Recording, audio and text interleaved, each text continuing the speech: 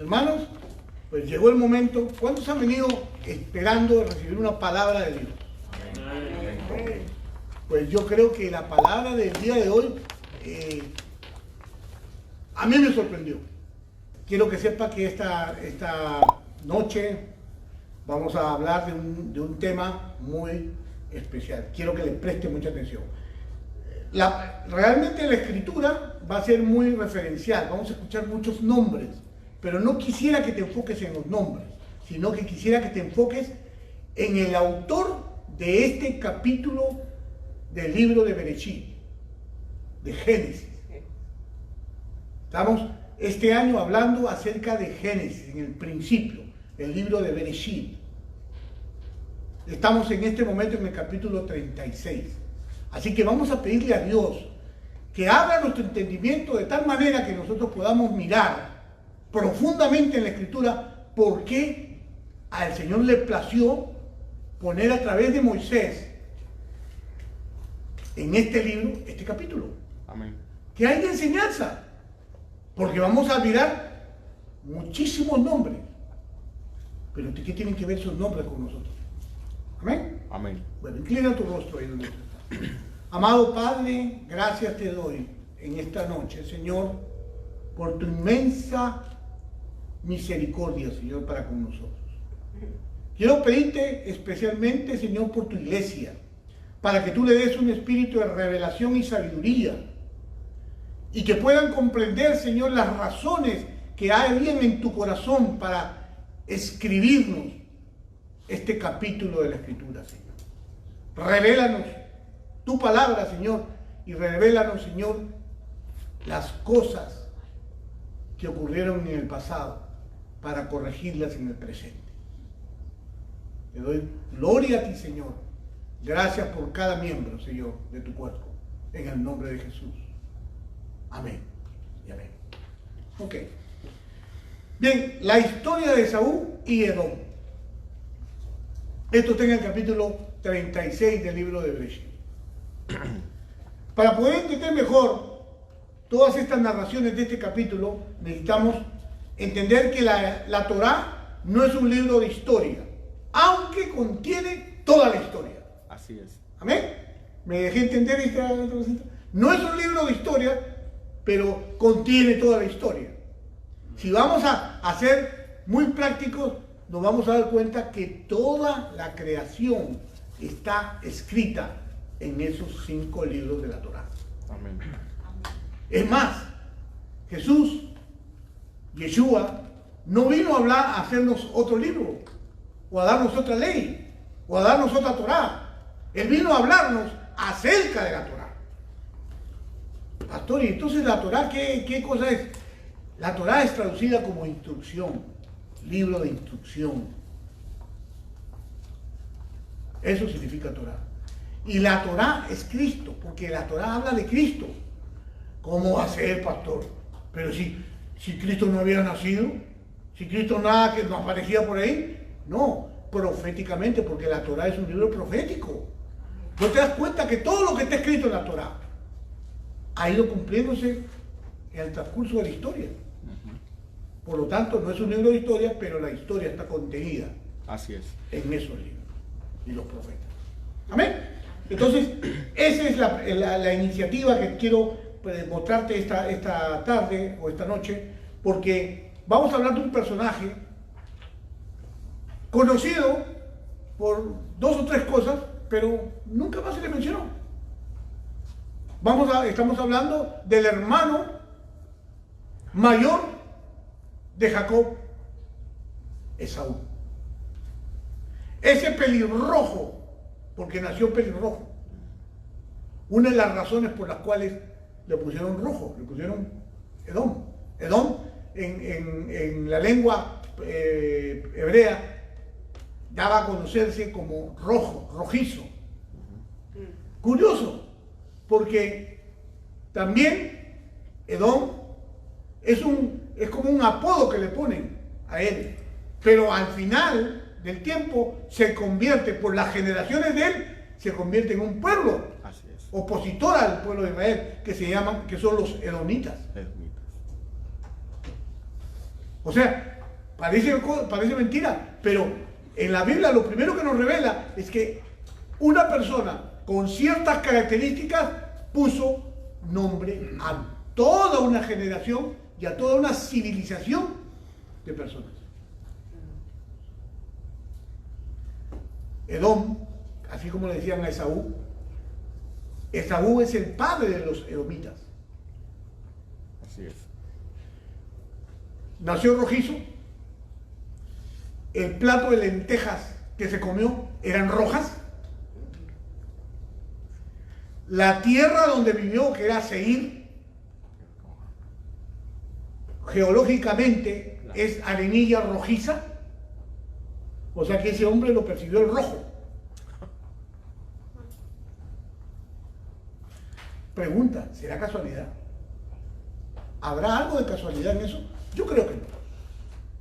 Y lo vamos a ir viendo en la medida que vayamos avanzando en esto.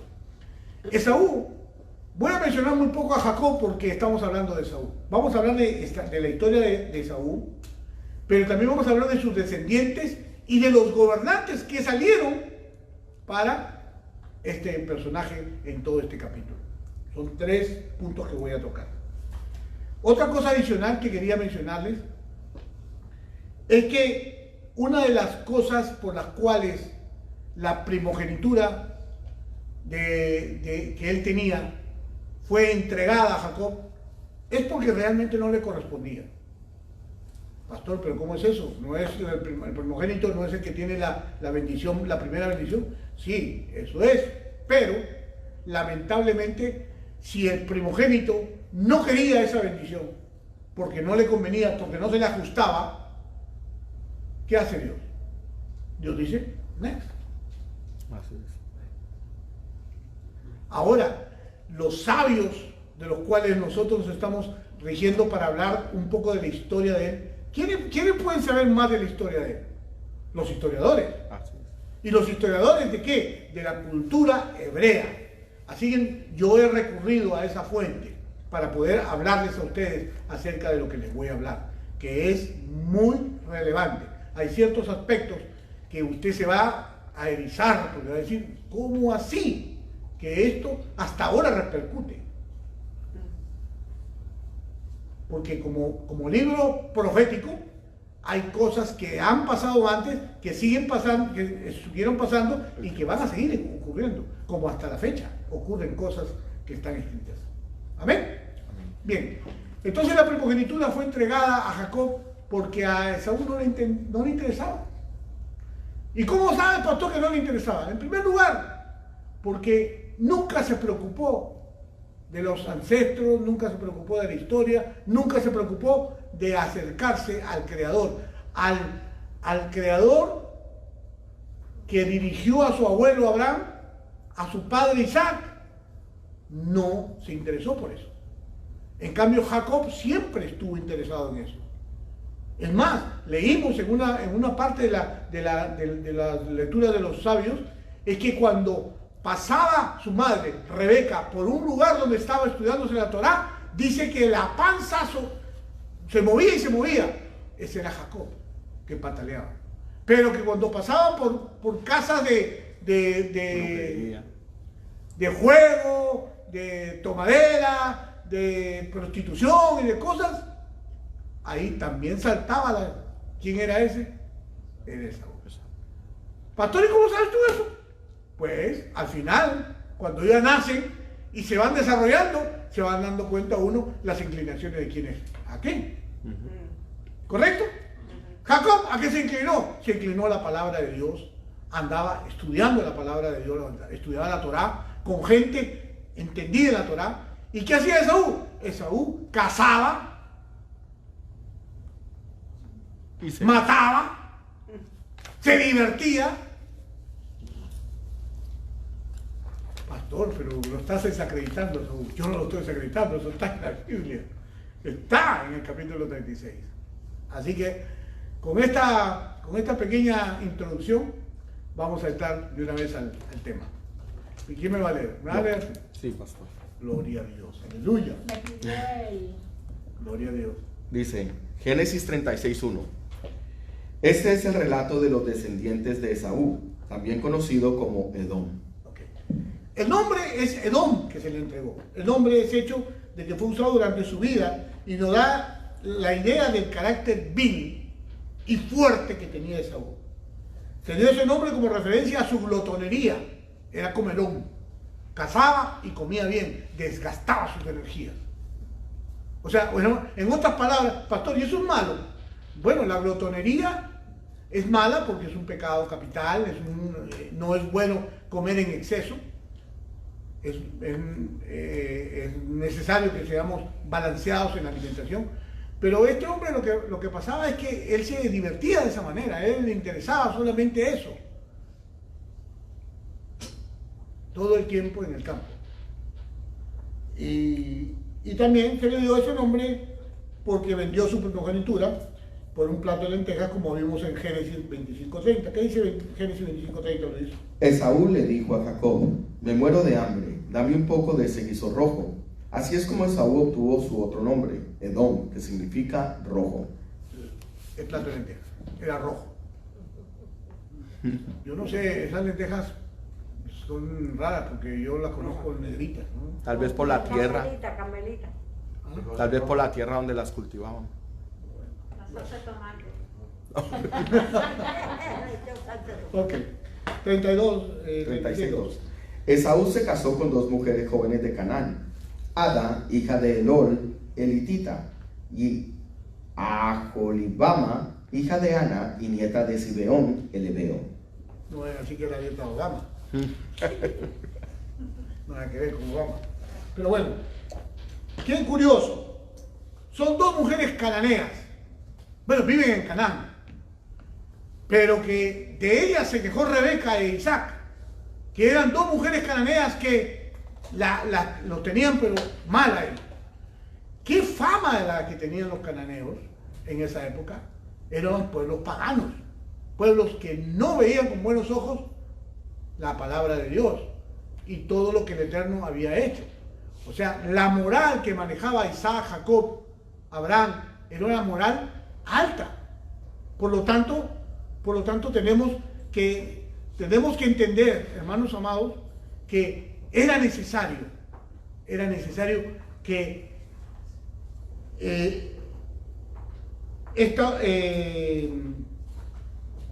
Esaú se comprometiera, como de acuerdo a la palabra, se comprometiera con las mujeres de su propia religión.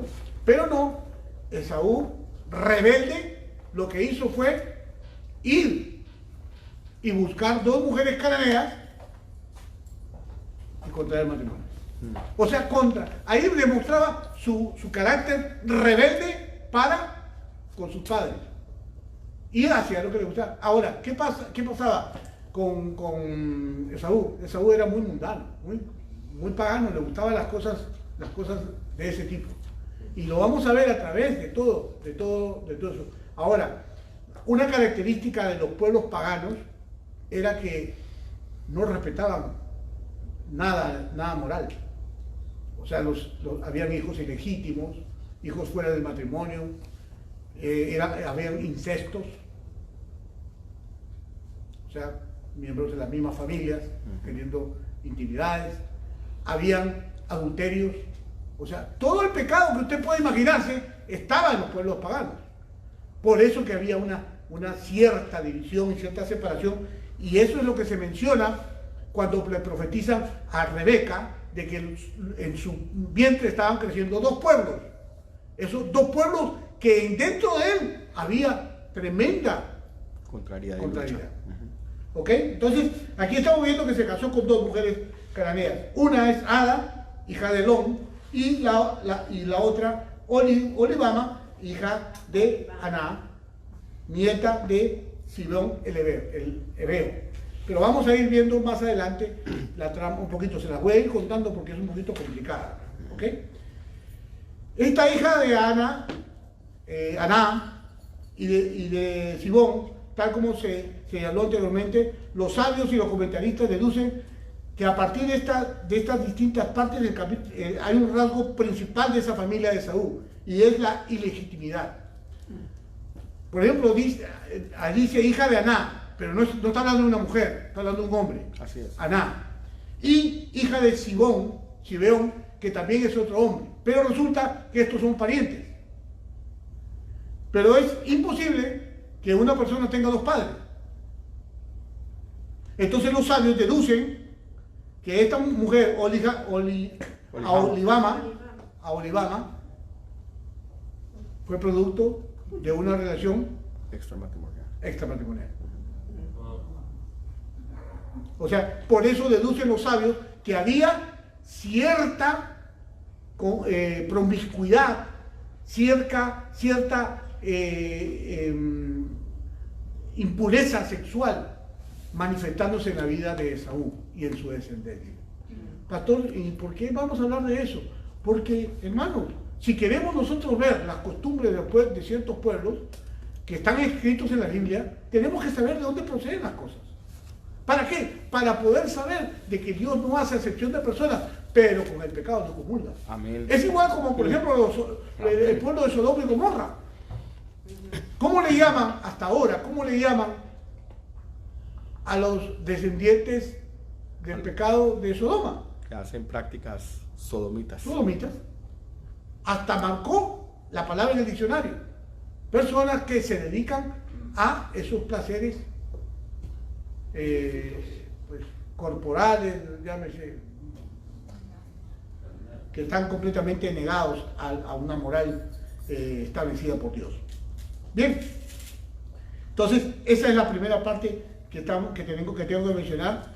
Esa familia de Esaú estaba marcada por una serie. Al final, yo no sé si no está feliz, pero hasta una tabla tengo de los nombres porque pude sacar, y efectivamente de todas las generaciones, de todas las descendientes, los descendientes de Esaú, pues hay cosas que él hace. ¿Cómo? Qué tremendo, ¿no? Cómo nuestras decisiones marcan la vida de todos los descendientes.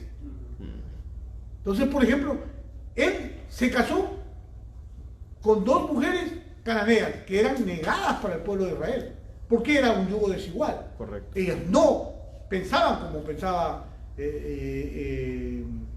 la gente de Isaac o Rebeca. No practicaban. Por eso la profecía que le dieron a Rebeca ya se empezó a cumplir. Cada cual iba por su lado. Aunque estamos hablando en este capítulo porque ya están viviendo juntos.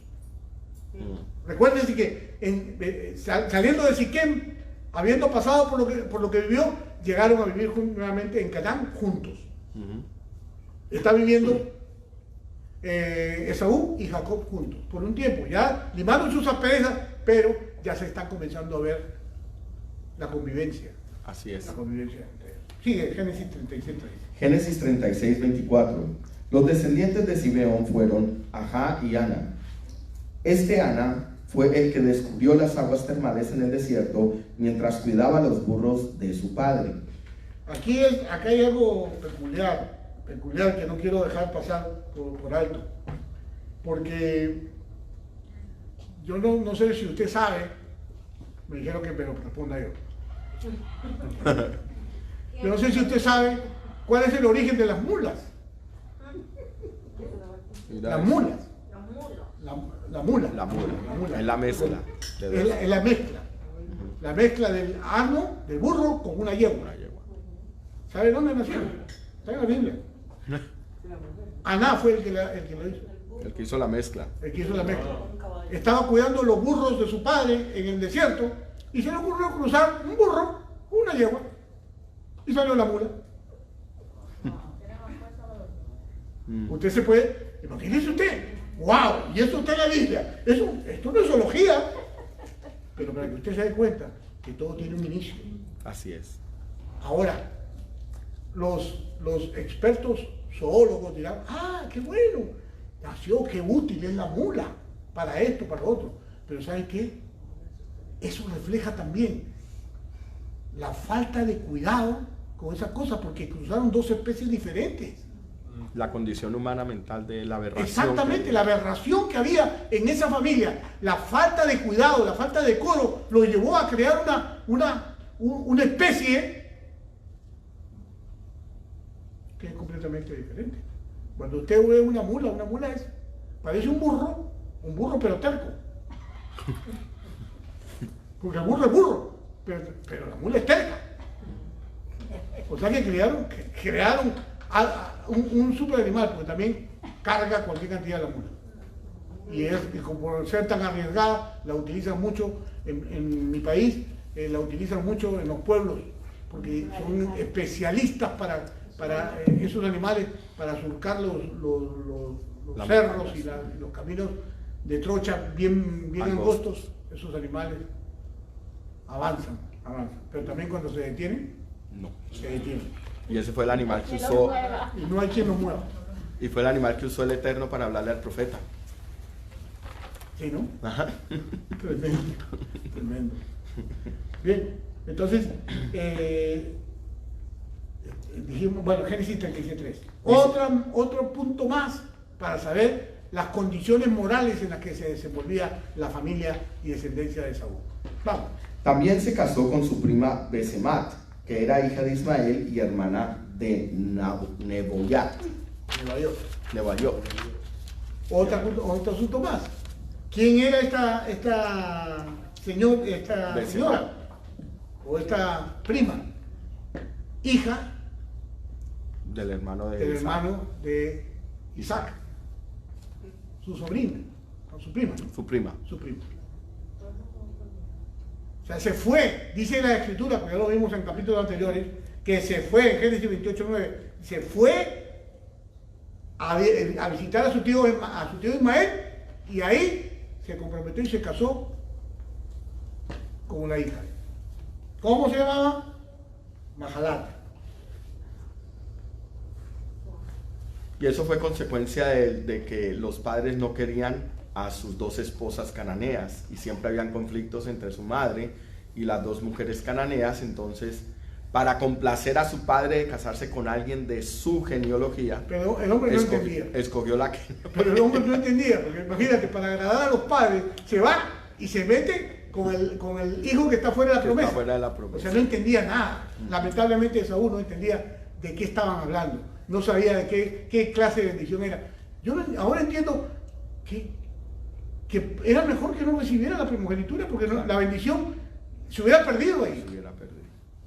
O sea, Dios no se equivoca.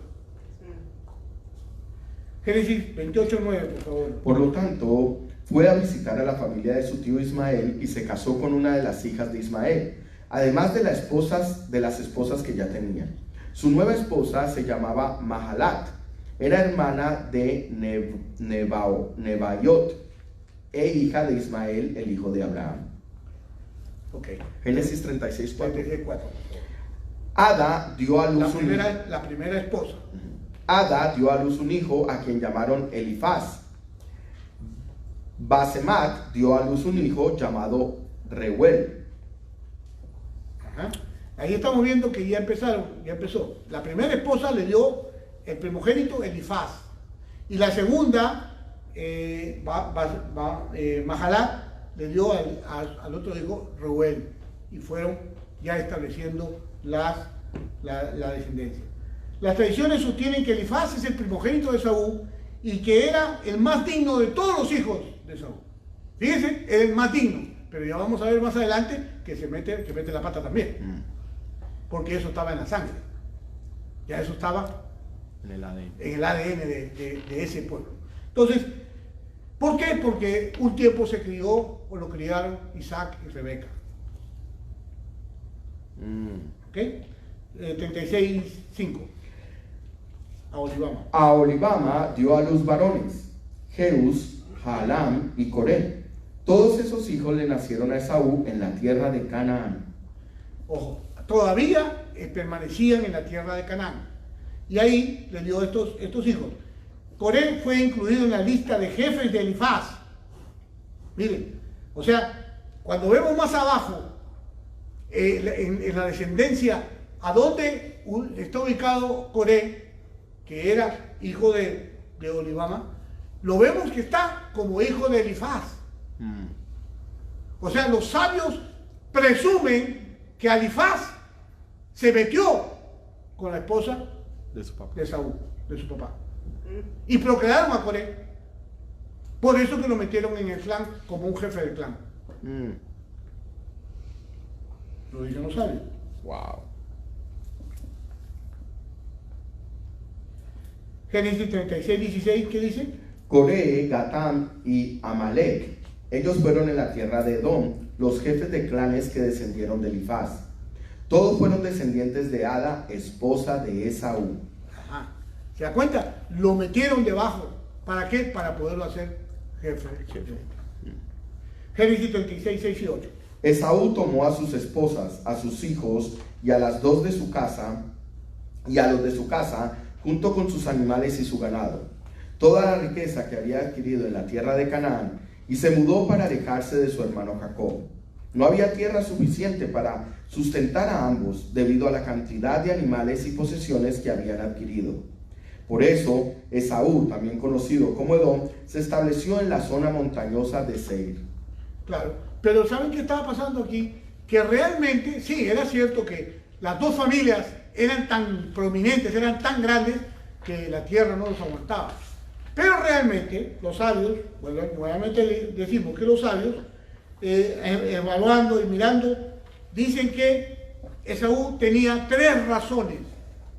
La primera razón era que Esaú empezó a temer por el poderío que tenía la familia de Jacob.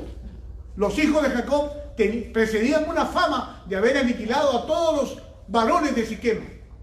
Por lo tanto, esa fama, acuérdense cómo se tiene, no había medios sociales, no había internet, no había nada de eso, pero todo era por la boca. Y se sabía en ese tiempo que los hijos de Jacob eran bravos, especialmente los hijos de Agar, perdón, los hijos de Lea, los más grandes, eran bravos. Y de Simeón era bravo. Entonces, por esa razón, esa es una de las razones. La otra razón era que Jacob había adquirido la primogenitura, por lo tanto, eso le daba derechos extraordinarios sobre la tierra De Canaán. y a don Esaú no le convenía ni le gustaba estar sujeto a nadie. Su personalidad rebelde lo hacía sentirse incómodo. Y en tercer lugar, porque no quería ser parte del decreto de Génesis 15:13. ¿Qué dice Génesis 15:13, Lucho? Dice, después el Señor dijo a Abraham, ten por seguro que tus descendientes serán extranjeros en una tierra ajena, donde los oprimirán como esclavos durante 400 años. Ok. Al recordar ese decreto de que sufrirían 400 años de esclavitud, dijo, no, yo no quiero ser parte de eso. Wow. Entonces, él no quería ser parte de esto. Entonces, dice que si Joel se hubiera quedado a vivir con él, solamente hubiera sido porque la tierra era muy grande. Si la tierra hubiera sido tan grande para sostenerlos de él, él se hubiera quedado, porque las ambiciones que Saúl tenía eran sumamente grandes. O sea, él se movía por dinero, eran comerciantes. Los edomitas eran buenos comerciantes, eran bien productivos. Como vemos la gente, la gente del mundo. La gente pagana, la gente del mundo normal, no solo que sean malas todos, pero hay mucha inmoralidad en cierta parte, pero por otras partes se desenvuelve perfectamente. Ahora recuerde, Esaú tenía promesa de parte de Dios. Así es. No es que Esaú era una persona negada para Dios. Es más, hasta ahora vemos que la promesa que le hizo Dios a Abraham y Isaac a Esaú, hasta ahora se cumple. Porque efectivamente en Deuteronomio 2:5, el Señor le dio la propiedad de Seir. Se la arrebató a los horeos y se la dio a los edomitas. O sea, se le dio una asignación, un lugar para que vivieran. Y está en Deuteronomio 2:5, por favor, Luz. No los molesten, porque yo les he dado como propiedad toda la zona montañosa que rodea el monte Seir, y a ustedes no les daré ni un metro cuadrado de esa tierra. ¿qué estaba pasando? Que en la época donde el pueblo, ¿se acuerdan? El pueblo estaba tratando de cruzar por este lugar y se le fue negado. Porque cuando Israel pasaba, eran tantos, eran millones de personas pasando, acababan con todo. Entonces se les fue negado y tuvieron que dar la vuelta, surcar a seguir a Edom, porque Dios no le permitió que tocaran esa tierra. Amén. ¿Amén? Bien, Génesis 3, 36, 9 a 12. Este es el relato de los descendientes de Saúl, los edomitas, que habitaron en la zona montañosa de Seir. Estos son los nombres de los hijos de Saúl: Elifaz, hijo de Ala, esposa de Saúl, y Reuel, hijo de Besemat, esposa de Saúl. ¿Besemat o Bajalat? Basemato. Los descendientes de Elifaz fueron Temán, Sefo, Gatam y Cenaz.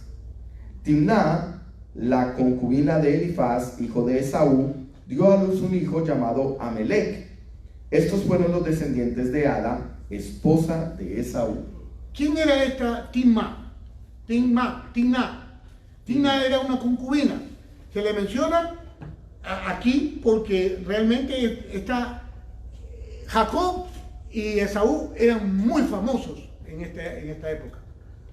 Eran los elegidos de Dios, por lo tanto, ellos tenían mucha fama y todas las mujeres querían estar con ellos, estar con ellos, aunque sea de concubina.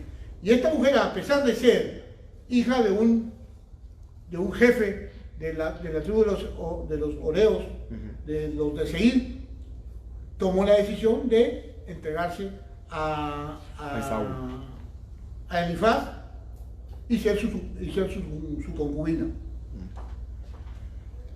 Eso está en Génesis 36, 20, dice que... Estos son los nombres de las tribus de los descendientes de Seir, el Oreo, los cuales habitaron en la tierra de Edom. Lotam era padre de Timná. Sobal, Sibeón, Ana. Estos eran los jefes de esas tribus, de Oreos, los dueños de ese lugar de Seir, que fueron derrotados por los edomitas, por Esaú y toda su gente, fueron derrotados y pasaron a ser subyugados por ellos. Sin embargo, ella estaba tan ansiosa y pues se entregó a Elifaz como concubina y procreó a Amalek. Pero lo curioso es que Amalek es hijo ilegítimo. Y como hijo ilegítimo fue incluido también dentro de los clanes. Y Amalek pues es la simbología de la carne. También ahí vemos otro aspecto más que podemos hablar acerca de los descendientes. O sea, cómo se va desarrollando todo. Exactamente, cómo se va inclinando todo a través de ese estilo de vida. Hoy podemos ver, si tú tienes una familia que está en los caminos del Señor, tú vas a ver cómo esa familia se desarrolla moralmente. Pero si tú tienes una familia que realmente crece y se cría en el mundo, pues hay cosas que no le van a parecer extrañas, porque vienen del paganismo, porque vienen de los otros dioses. Hay que estar claro, el paganismo en esa época era la idolatría que esos pueblos tenían.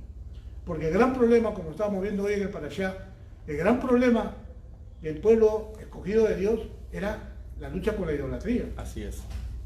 Porque la idolatría ha existido siempre y siempre ha desviado todo el progreso de las personas, lo daña.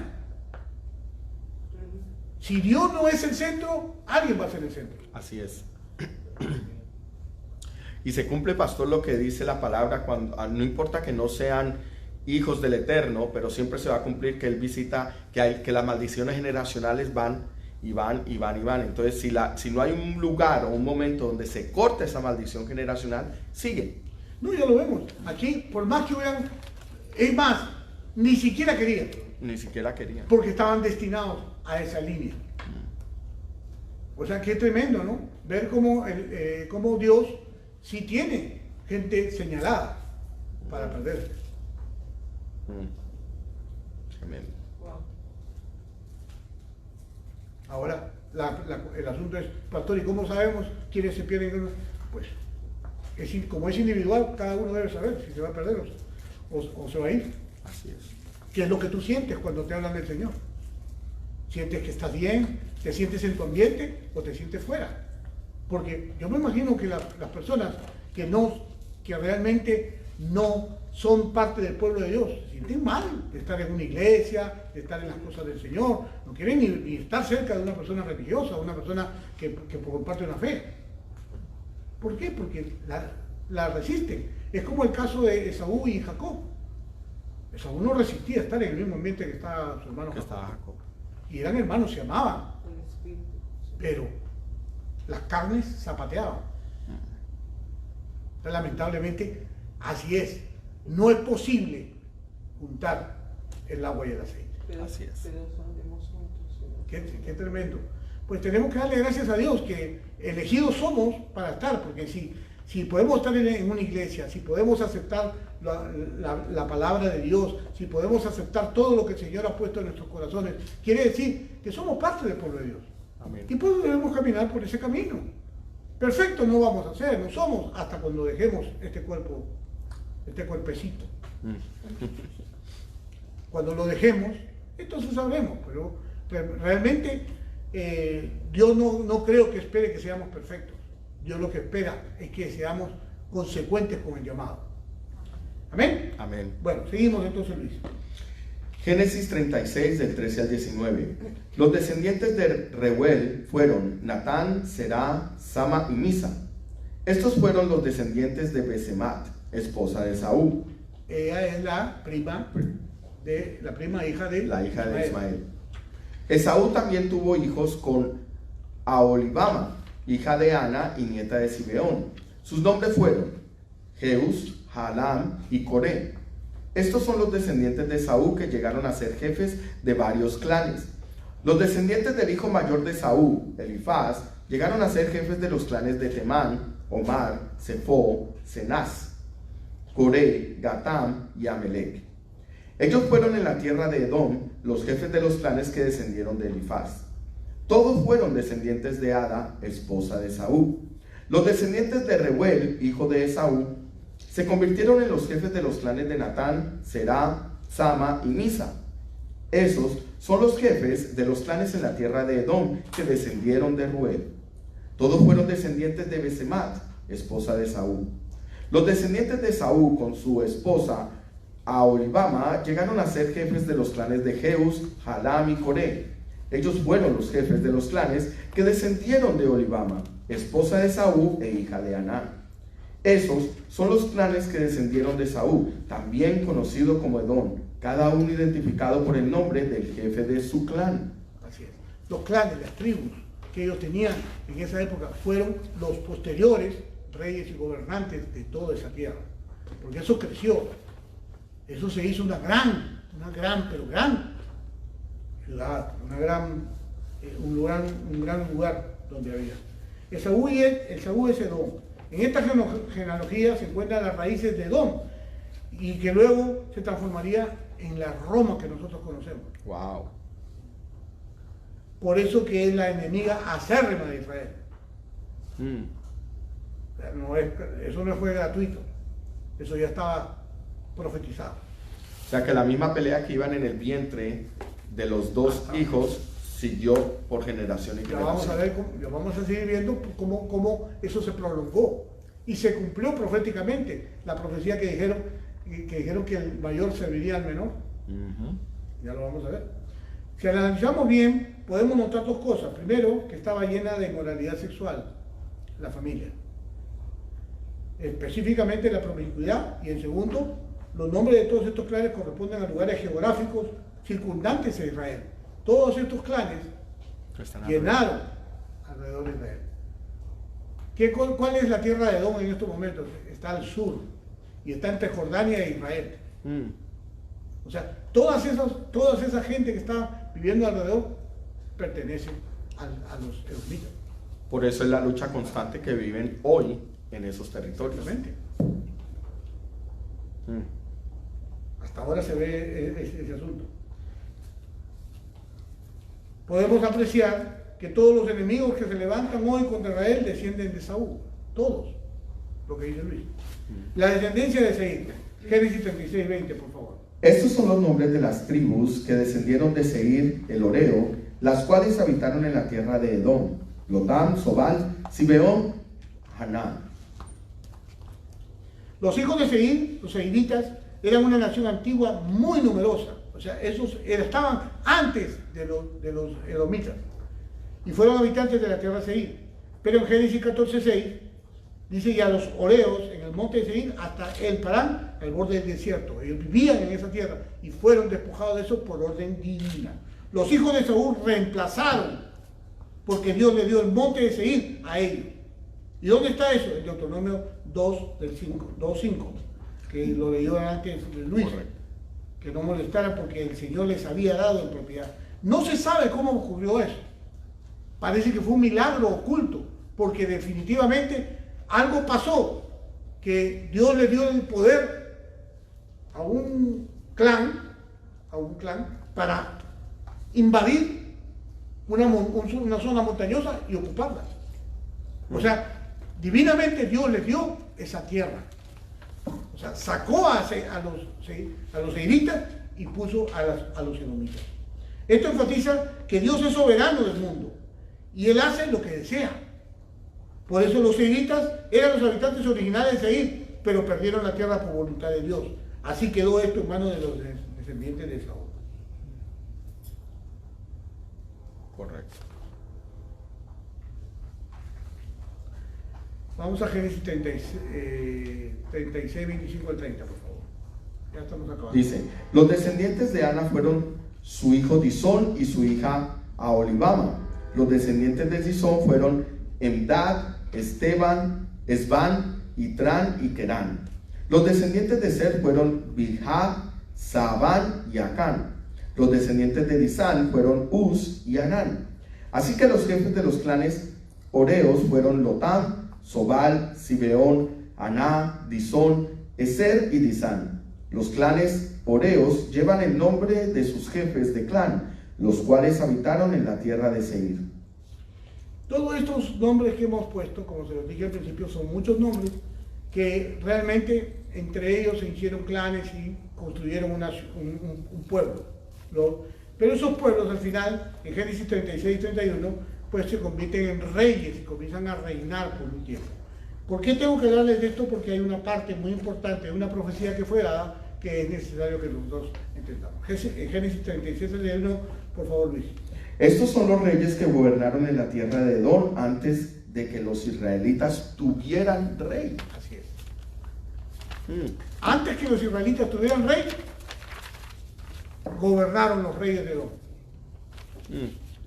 La Torá enumera 8 reyes edomitas que reinaron antes que el primer rey judío, Saúl. Esdras cita 2 interpretaciones del periodo en cuestión. Los 8 reyes edomitas reinaron hasta la época de Moisés, quien por ser el salvador y líder de Israel tenía estatus de rey.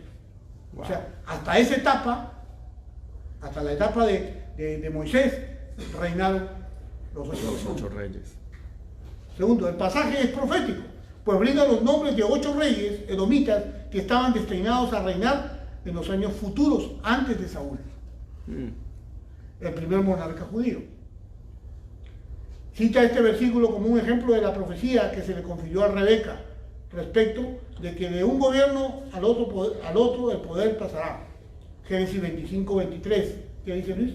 Y el Señor le dijo: los hijos que llevas en tu vientre llegarán a ser 2 naciones, y desde el principio las 2 naciones serán rivales. Una nación será más fuerte que la otra, y tu hijo mayor servirá a tu hijo menor. Así es. Lo cual significa que estos hermanos no se detendrían. El poder en forma simultánea, o sea, no van a tener el poder al mismo tiempo. Sino, dice, que vemos que cuando Saúl tuvo reyes, Israel no tuvo ninguno. Y cuando Israel ascendió al poder, Esaú bajó y sus reyes fueron vencidos por Israel. Así es. Los venció Saúl, los venció David, los sometieron y Salomón también. Desde ahí para allá fueron estos. Dice después, Por el contrario, durante los últimos milenios han prevalecido los descendientes de Esaú en sus distintas manifestaciones. El pueblo judío ha sido exiliado de su tierra y de su antigua gloria. En estos tiempos está en Sion. Hay un dato curioso que quería mencionar en estos 10 minutos que me quedan. ¿Quiénes eran los edomitas? Esto fue una búsqueda que yo hice. Ahí ya son puros nombres. Después lo demás son puros nombres. Quiero omitirlo. Si usted está interesado en saber nombres raros para ponerle a su hijo cuando nazca, pues sí, usted le habla. Pero yo lo que quiero es agarrar y algo que saqué que me interesó mucho. Los edomitas eran descendientes de Esaú, el primogénito de Isaac, el hermano gemelo de Jacob. En el vientre de Esaú y Jacob lucharon, y Dios le dijo a su madre Rebeca que iban a ser 2 naciones y que el mayor serviría al menor. De adulto, Esaú precipitadamente vendió su primogenitura a Jacob por un plato de lentejas y terminó odiando a su hermano. Esaú se convirtió en el padre de los edomitas y Jacob se convirtió en el padre de los israelitas. Y las 2 naciones continuaron luchando a través de la mayor parte de la historia. En la Biblia, Seir, Bosra y Selah son las referencias de la tierra y la capital de Edom. Hoy en día, Selah se conoce mejor como Petra, Jordania. El nombre Edom viene de una palabra semítica que significa rojo, y la tierra del sur del Mar Muerto recibió ese nombre debido a la arenisca roja tan prominente en la topografía. Esaú, por causa del plato de lentejas con el cual comercializó su primogenitura, pasó a ser conocido como Edom, y más tarde se trasladó con su familia en ese país de la colina del mismo nombre. En Génesis 36 relata la historia temprana de los edomitas, afirmando que los reyes, que tenía reyes y que los gobernantes muchos antes de Israel tuvieran un rey. Afirmando que tenían reyes que los gobernaban mucho antes de que Israel tuviera un rey. La religión de los edomitas era similar a la de las otras sociedades paganas, que adoraban dioses de la fertilidad. Wow. Los descendientes de Esaú eventualmente dominaron las tierras del sur y vivían de la agricultura y el comercio. Una de las antiguas rutas comerciales del Camino Real, en Números 20-17, pasó por Edom, y cuando los israelitas pidieron permiso para utilizar la ruta de éxodo de Egipto, fueron rechazados mediante la fuerza. Ya que eran parientes cercanos a los israelitas, se les prohibió odiar a los edomitas. A los israelitas se les prohibió odiar a los edomitas. Eso está en Deuteronomio 23:7. Sin embargo, los edomitas constantemente atacaban a Israel, y como resultado se llevaron a cabo muchas guerras. El rey Saúl luchó contra los edomitas, el rey David los subyugó, estableciendo guarniciones militares en Edom, con el control del territorio edomita. Israel tenía acceso al puerto de Sion-Geber, sobre el Mar Rojo, desde donde el rey Salomón envió numerosas expediciones. Después del reinado del rey Salomón, los edomitas se rebelaron y tuvieron cierta libertad hasta que fueron sometidos por los asirios bajo Tiglat-Pileser. Durante la guerra de los macabeos, ya estamos avanzando en la historia. Durante la guerra de los macabeos, los edomitas fueron sometidos por los judíos y obligados a convertirse al judaísmo. Wow. A pesar de todo, los edomitas conservaron mucho de su antiguo odio a los judíos. Cuando el griego se convirtió en el lenguaje popular, a los edomitas se les llamó los idumeos. Con el auge del Imperio Romano, un idumeo cuyo padre se había convertido al judaísmo fue nombrado rey de Judea. Ese idumeo se le conoce en la historia como el rey Herodes el Grande. Wow. El tirano que ordenó una matanza en Belén con el objetivo de matar al niño Jesús. Mateo 2, 15 a 18. Después de la muerte de Herodes, el pueblo idumeo lentamente desapareció de la historia.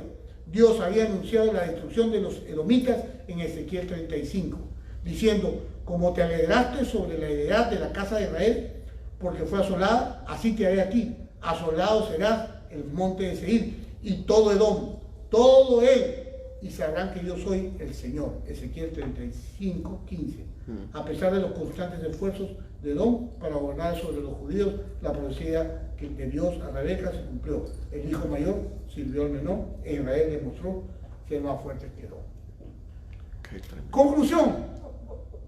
Conclusión. ¿Quién era Edom? Un personaje bíblico con mucha historia, que siempre estuvo opuesto al pueblo de Israel. Hoy por hoy podemos verlo en Amalek. Todavía se manifiesta en nuestros entonces. Tal vez no como el pueblo físico, como Edom, porque de acuerdo a la profecía de Ezequiel 35 fue eliminado. Pero Amalek no. Porque Amalek es símbolo de la carne. ¿Y cuántos tenemos carne aquí? Todos nosotros. Y lucha constantemente contra el espíritu. O sea que la misma lucha que tenía Jacob y Esaú está dentro de nosotros hoy. Así es. Jacob es el espíritu y Esaú es la carne. En la carne. Qué tremendo. Y tremendo porque el pueblo desapareció prácticamente con los tiempos de Yeshua. Así es. Qué tremendo que saber que este Herodes sí tenía razones para odiar. Claro. El propósito divino. El odio acumulado por los judíos se manifestó matando a los niños en Belén, porque no quería nada que ver. Aunque no lo hubiera conocido, ni por historia, ya estaba dentro de él el deseo de acabar con esa celebración. Yo quiero que sepa, hermano, o dése cuenta, que todo lo que estamos hablando está escrito en la palabra. Qué tremendo cuando uno puede meterse y puede estudiar y puede mirar que no solamente son historias que se cuentan al azar, sino que todas tienen repercusión en la vida actual. Ahora por lo menos sabemos, hoy nos vamos aquí con dos respuestas. Una, que ellos, que en ese tiempo se inventaron las mulas. Y por otro lado, podemos ver que Herodes el Grande descendía de los edomitas. Amén. Amén. Así que vamos a hacer lo que tenemos que hacer, vamos a definirnos, porque Dios lo que sí quiere para estos tiempos es que te definas. A mí siempre viene a mi mente esa palabra de la separación del trigo y la cizaña. Yo creo que en este tiempo el Señor está haciendo eso, separando el trigo y la cizaña. ¿Y cómo así, pastor? Cuéntenos. Ok. Yo pienso que lo que Dios está diciendo es, defínete, ¿en dónde estás? ¿Estás con Él o estás contra Él? Y es interesante porque el trigo y la cizaña tienen que crecer juntas. Así es. Y en las iglesias han estado juntas. Así es. Pero hoy, ¿cuánta gente se ha apartado de la fe? Yo converso con muchos pastores. Hay mucha gente apartada. Hay gente que se ha impactado demasiado. El COVID les ha volado la cabeza. Y solamente tienen oídos y ojos para el COVID. Cuando eso va a pasar, ya está pasando, ya está bajando. Sí. Ya están hablando de volver de ir a la fase 2. Y después a las 3. Pero saben que no, nada va a ser igual. Nada va a volver a ser igual. ¿Por qué razón? Porque detrás del COVID está el plan. El plan de la manifestación de lo que ha por venir. Yo no me preocupo en estos momentos si la profecía se cumple o no se cumple. Yo lo único que sé es que en este tiempo es cuando más agarrado el Señor tengo que estar. Amén. Especialmente anteayer celebramos Rosh Chodesh, la cabeza del mes. Mes de Lul. Celebramos, tocamos el shofar, lo oímos y vemos cómo Dios está llamando al arrepentimiento de su pueblo. Y eso lo siente cada uno. O sea, que el pueblo verdadero lo siente en su corazón. Siente que algo está mal, algo hay que cambiar. Y eso es lo que estamos haciendo. No es volverte más religioso. ¿Cómo? ¿A dónde? Yo le doy gracias a Dios que nos permite por lo menos estar acá hoy. Yo le doy gracias a Dios que nos permite estar. Que seguir alabando y adorando. Por cierto, Pati y Néstor lo hicieron excelente. La administración. Sí. Qué tremendo. Antes teníamos una banda completa. Pero la presidencia no ministraba tanto como ministra ahora. Porque Dios está. Porque el único necesario es Él. No son los hombres. Los hombres vamos y venimos. Pero el único que debe estar entornado es Él. Amén. Y cuando lo entornamos en nuestro corazón, entonces Él se manifiesta. Amén. Y eso es lo que está viviendo el pueblo de Dios en estos tiempos. Estamos, así como estamos en tiempos difíciles, también está profetizado que hay un gran avivamiento Amén. en puertas. Y yo le estoy creyendo a Dios porque para estos meses, los últimos 4 meses del año, hay un tiempo kairos a manifestarse. El tiempo de Dios. Vamos a ver cosas interesantes. Pero no te asustes. No te preocupes. Que si Dios contigo, ¿quién contra ti? Amén. Amén.